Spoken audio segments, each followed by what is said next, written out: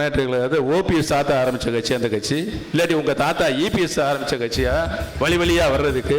புரட்சி தலைவர் எம்ஜிஆர், புரட்சி தலைவர் மாண்புமிகு அம்மாவில் 50 ஆண்டு காலம் கட்டி வைத்திருக்கிற கோட்டை, அந்த கோட்டையில் உட்கார்ந்துக்கிட்டு நீ இப்படி நாசப்படுத்தலாமா? இன்றைக்கு நீங்கள் அடைந்திருக்கின்ற தீர்ப்பு தற்காலிக தீர்ப்பு.